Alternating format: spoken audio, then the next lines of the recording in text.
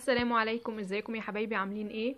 تعالوا نعمل مع بعض النهارده طاجن جمبري في الفرن بطريقه سهله وبمقادير سهله. المقادير: نص كيلو جمبري، معلقه صغيره كمون، معلقه صغيره كزبره، معلقه صغيره فلفل اسود، معلقه صغيره ملح، 2 فص توم مهروس، شرايح ليمون، 2 بصله كبيره متقطعه، 2 جزره متقطعه، 2 حبه فلفل الوان، 2 عود كرفس.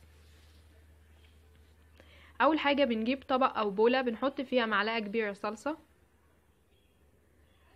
نحط عليهم ربع كوبايه خل ابيض،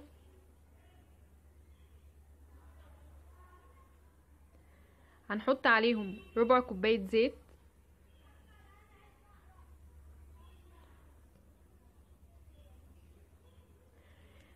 هننزل عليهم بالبصل المتقطع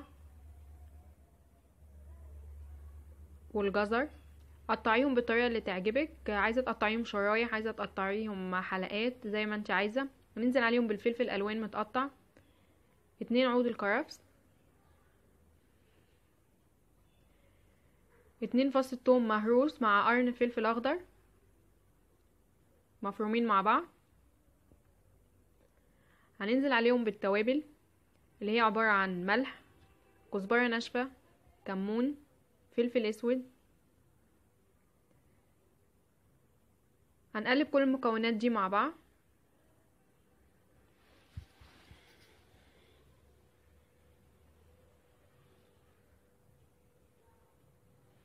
هنحط عليهم عصير ليمونتين،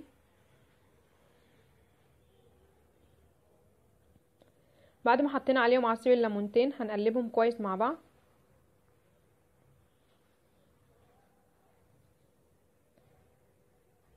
هنجيب الطاجن هنحط فيه نص الخضار ده اللي هو عبارة عن فلفل الوان، بصل، جزر، كرفس، والتوابل وعصير الليمون. بعد ما حطينا نص الخضار في الطاجن، طبعا باقي الخضار محطوط في البولة، هنحط عليه الجمبري ده مغسول كويس تحت المية ومتشال الحبل الرملي من ظهر الجمبرية. انا منزله فيديو عن طريقه تنظيف الجمبري.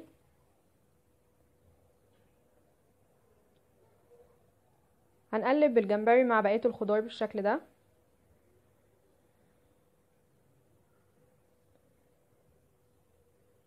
بعد ما قلبناهم كويس هنحطهم في الطاجن.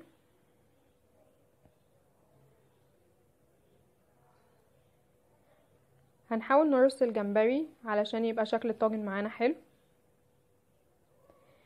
طاجن الجمبري ده ما بحطلوش ميه ولا بغطيه بفويل ولا بعمل فيه اي حاجه. احنا بعد الخضار هو هينزل الميه بتاعته، والجمبري اصلا ما بياخدش سوا في الفرن، ده في حدود 10 دقايق بيكون طاجن الجمبري جاهز.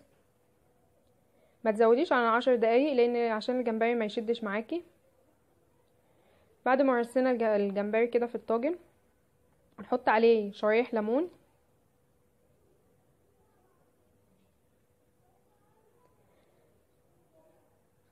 وهنحط على الوش كمان معلقتين زيت. طبعا احنا الفرن عندنا جاهز، مشغلينه قبل ما نعمل الطاجن عشان يبقى سخن معانا. هنحط كده في حدود معلقتين زيت على وش الطاجن. هندخل الطاجن الفرن لمدة 10 دقايق. وده شكل الطاجن بعد ما طلع معانا. انا كنت عاملة جنبه سمك بوري وسمك مكرونة مقلي ورز بالتقلية. وادي طاجن الجمبري. هنزل لكم طريقة السمك البوري والسمك المكرونة. ده شكل طاجن الجمبري بعد ما طلع معانا. الجمبري بينزل ميته والخضار كمان، وبيبقى فيه جوسي في الطاجن، ما بيبقاش الجمبري ناشف. يا رب تكون طريقة طاجن الجمبري سهلة وتكون المقادير كمان سهلة عليكم. ولو عجبكم الفيديو اعملوا لايك وشير واشتراك في القناة.